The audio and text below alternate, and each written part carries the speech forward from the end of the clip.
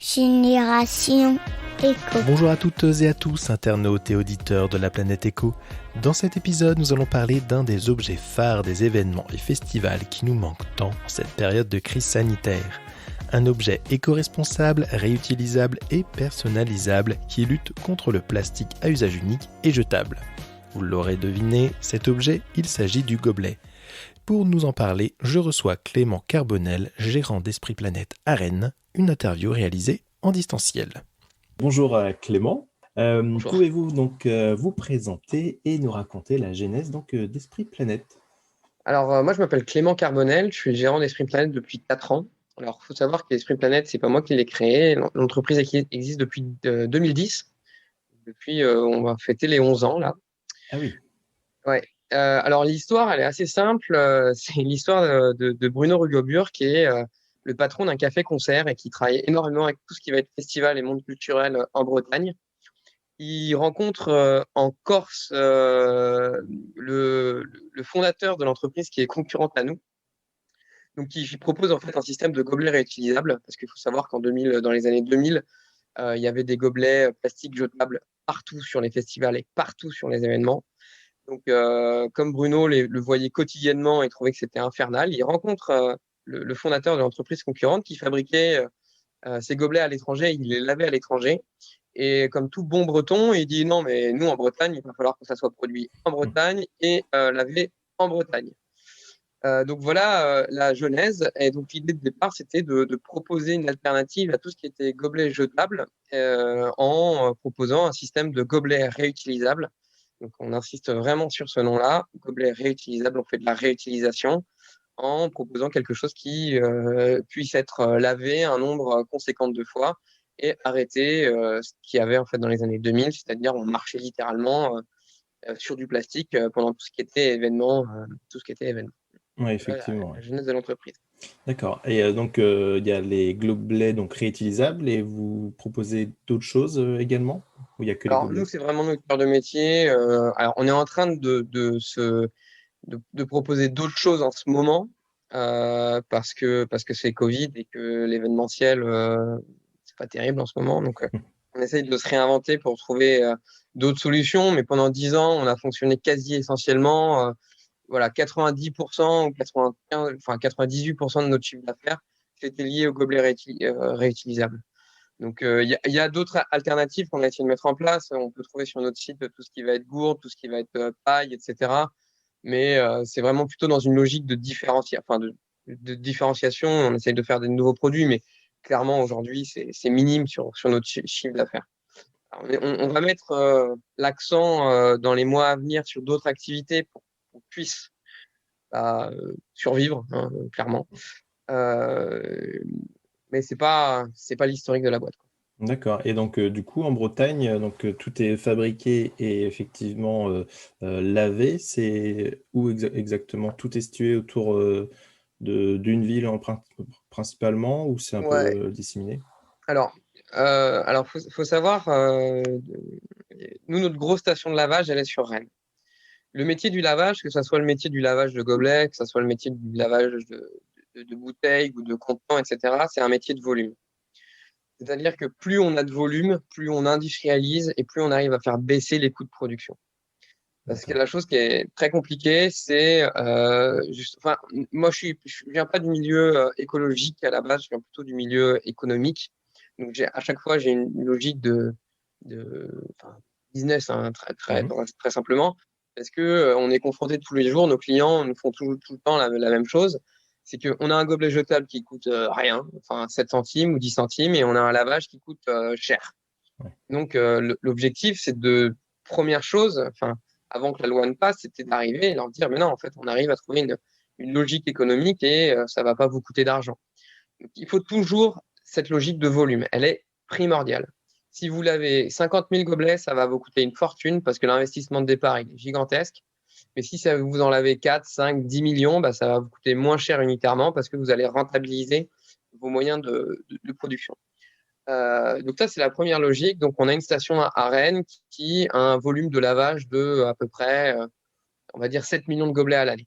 On ne l'a jamais atteint, mais en 2019, qui est notre plus grosse année, on a lavé 4 millions de gobelets. Ah oui. On peut laver jusqu'à 7 millions de gobelets avec cette unité. Donc ça, c'est la première chose. Ensuite, on va toujours avoir une critique, c'est vous lavez des gobelets, mais il va y avoir des transports, donc il va y avoir un coût écologique lié au transport. C'est la critique qu'on va tout le temps avoir. C'est voilà, ce fameux coût écologique transport qui existe, hein, mais très clairement, une machine, enfin une station de lavage comme on a, c'est un investissement de 250 000 ou de 300 000 euros. On ne peut pas mettre 300 000 euros à Rennes, à Fougères, à Laval, au Mans. Enfin, le volume n'est pas suffisant pour avoir cette notion de rentabilité économique. Euh, mais il y a certains marchés publics, donc on a le marché public par exemple de Nantes, qui nous demandait avec grande insistance une station lavage sur Nantes. Voilà, Rennes, Nantes, c'est 120 km. Donc la chose qu'on a faite, c'est on est allé voir un ESAT. On travaille beaucoup avec le milieu du handicap et le milieu de la réinsertion. Donc on est allé voir un ESAT et on a financé une machine de moindre importance auprès de cet ESAT. C'est quand même quelque chose comme 20 000 euros, 25 000 euros en tout.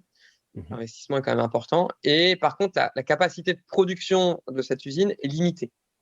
C'est-à-dire qu'on ne peut pas laver plus de 15 000 gobelets par semaine avec cette usine.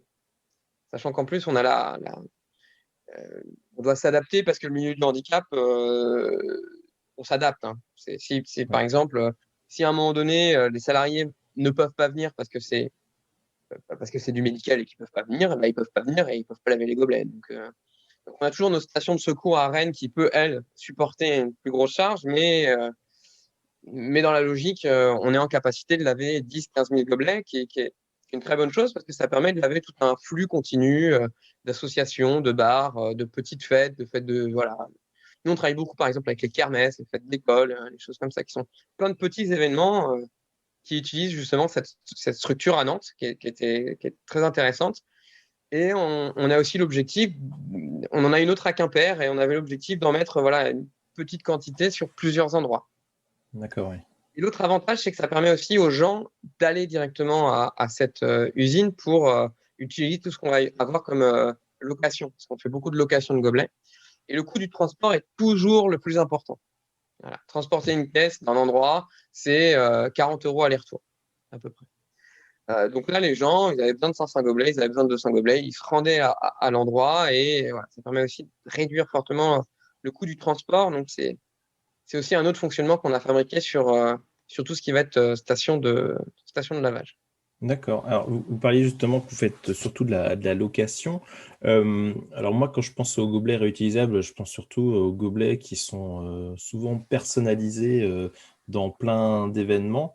Est-ce que c'est quelque chose que vous faites également ou c'est vraiment des gobelets standardisés qui n'ont pas finalement de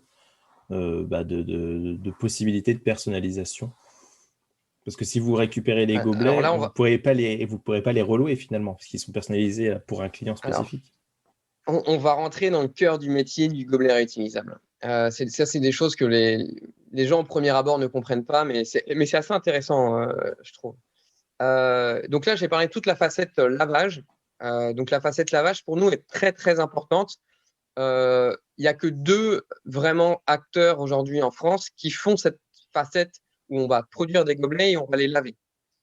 Voilà. Parce que laver, c'est chiant et que ça coûte de l'argent, mais c'est très pratique pour les événements.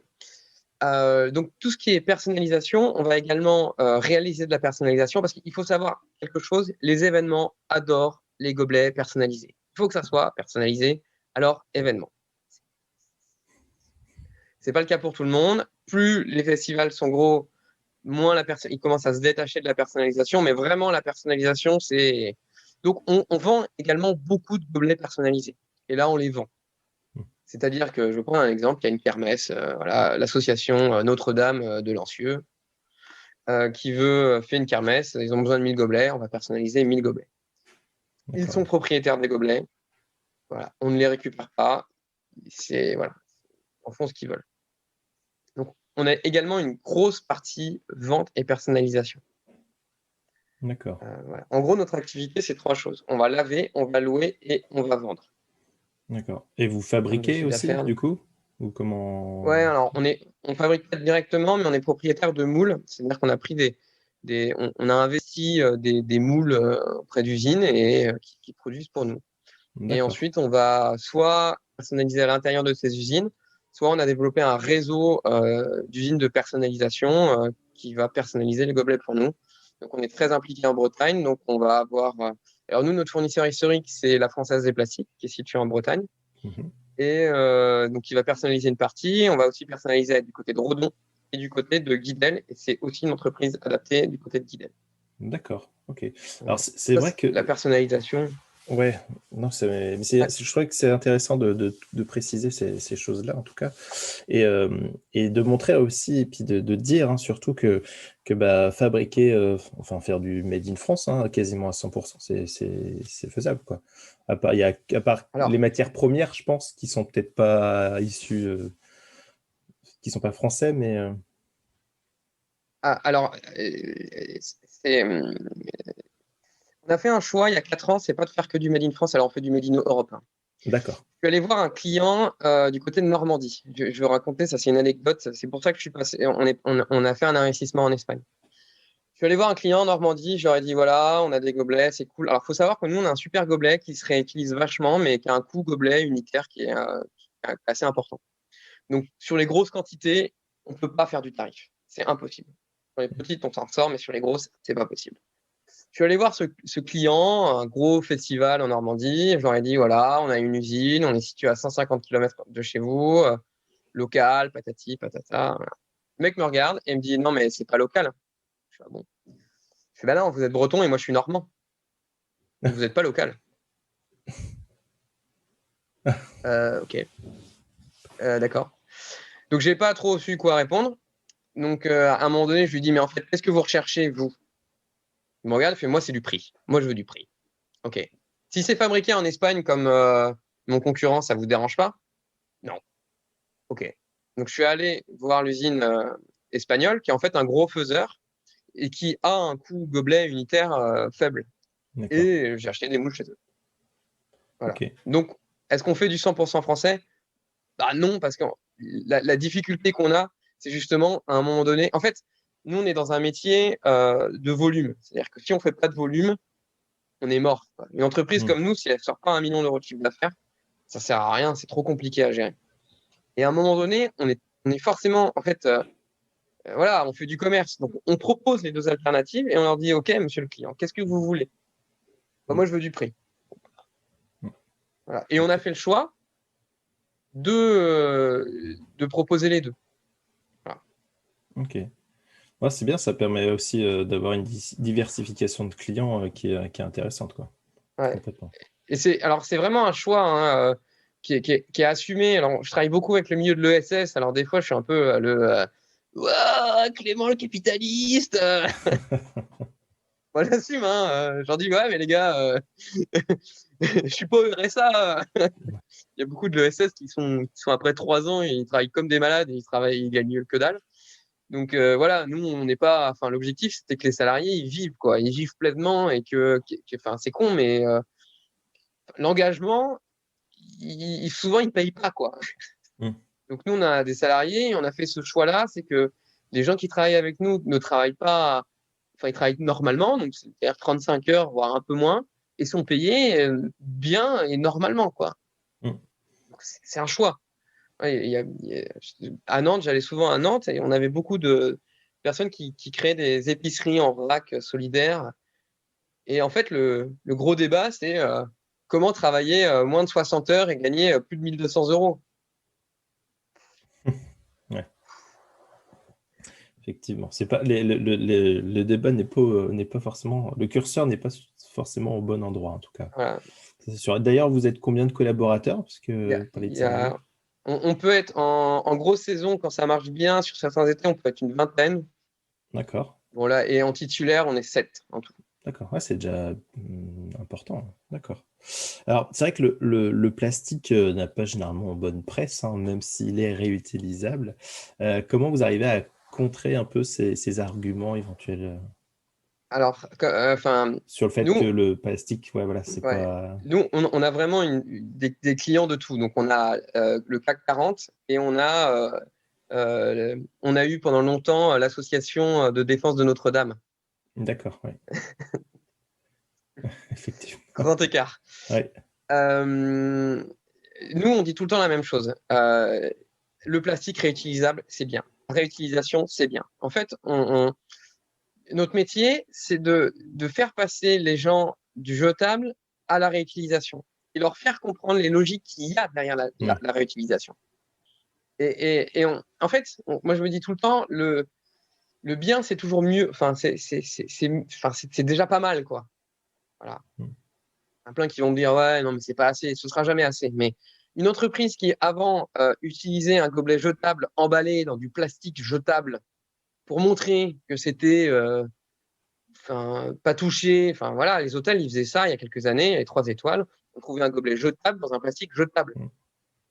Ouais, ça, c'est de la merde. Enfin, on est tous d'accord avec ça. Et leur dire qu'on est capable de passer sur du réutilisable avec un système de lavage, psychologiquement, ça tient la route, en termes d'hygiène, ça tient la route, bah, il y a déjà un progrès vraiment. Et donc, nous, c'est notre message. Voilà, comme tout, lorsque c'est de l'abus à outrance, bah, c'est pas bien, quoi. Voilà. Donc, notre métier, c'est réutiliser, réutiliser, réutiliser, réutiliser. Et en moyenne, du coup, combien de temps on peut réutiliser un gobelet? Franchement, s'il est bien lavé, nous, on a des gobelets qui ont 10 ans. Hein. D'accord. Ouais, et puis ça bouge pas, quoi. Non, non, ça marche. Enfin, ça marche vraiment bien. Mais il faut réfléchir. En fait, moi, je trouve que c'est ça qui est intéressant. La différence entre le gobelet jetable et le gobelet réutilisable, c'est que le gobelet jetable, on le jette. Qu'est-ce qu'il devient? Personne ne sait. Et tout le monde s'en fout. Voilà. Très honnêtement, ce qu'il est incinéré, broyé, tout le monde s'en fout, personne ne sait rien. Alors que sur la réutilisation, tout le monde va nous poser des questions. Et nous, on va montrer ce qui se passe. C'est ça qui est fondamentalement important. Et d'ailleurs, vous avez donc sur votre site internet une rubrique sur les bonnes pratiques du gobelet réutilisable. Vous expliquez justement toutes ces choses-là qui sont de sensibilisation finalement, de pédagogie. On va dire que le métier du gobelet réutilisable est technique, entre guillemets. Au début, on dit, ouais, c'est juste un gobelet. D'ailleurs, moi, avant de racheter la boîte, je dis, gobelet. Mais en fait, c'est un métier qui est assez technique parce qu'on va tout de suite être dans la logistique des événements et on va être un peu au cœur de la machine assez rapidement. Donc, on explique en fait au festival, voilà, pendant longtemps, comment ça fonctionnait, les gobelets. Bah, tu en achetais 50 000, tu en vendais le plus possible, pas de problématique de lavage, ou alors tu le lavais dans une bassine comme un vieux manouche. Et puis, ah ouais, mais on dit, écoutez, si vous voulez faire le travail, faites-le bien, quoi, au maximum. Et donc, on donne des exemples pour pour qu'il y ait l'événement, le plus facile à organiser pour l'organisateur d'événements. Et de deux, en plus, c'est la solution souvent la plus écologique. Non, c'est sûr. Alors, d'ailleurs, en parlant d'écologie, j'ai une question récurrente que je pose à tous mes invités. C'est est-ce que vous pensez que les futures générations auront une fibre un peu éco? Déjà, je le vois. Alors, moi, je suis pas très vieux, je suis né en 88.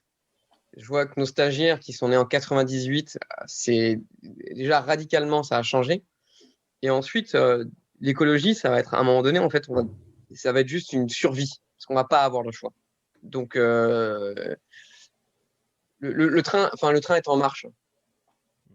Donc, soit il y a des réflexions sur les pratiques. Enfin, moi, je suis dans le monde de l'entreprise, mais il faut impérativement qu'il y ait des réflexions sur les pratiques du capitalisme aujourd'hui, parce que le train, il est en marche. Et à un moment donné, toutes les entreprises de la vieille garde, moi, je prends Coca-Cola. Hein.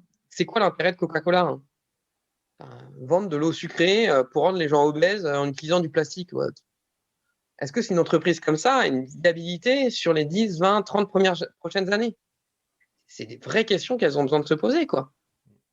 Parce que, en fait, les générations futures, à un moment donné, elles vont juste se poser la question, mais est-ce que c'est bien pour moi et est-ce que c'est bien pour la planète? Non. Voilà, c'est QFD. Ouais, non, mais en fait, oui. c'est juste une logique de survie. Je pense que la Terre et les éléments, ils sont plus forts que nous. Hein. Donc, j'avais relu un article qui disait que la fertilité des pays européens a baissé en 40 ans de 50 ou de 70%. Truc comme ça, et qu'en 2050, il n'y aura plus de fertilité dans les pays européens. Bon, la prochaine extinction, c'est nous. Hein. Oui, c'est sûr. Comment on peut vous joindre si on est intéressé, justement? Il y a le site internet, c'est ça? Avec espritplanète.com. Ok. contact@espritplanète.com, on répond à tous les mails. Ok, très bien, super. Merci beaucoup Clément pour cette interview. Et puis j'invite tout le monde bien sûr à utiliser des gobelets réutilisables. Merci à toutes et à tous d'avoir écouté ce nouvel épisode de Génération Éco. Merci pour vos partages et commentaires sur les différents réseaux sociaux. Et je vous dis à bientôt sur Génération Éco.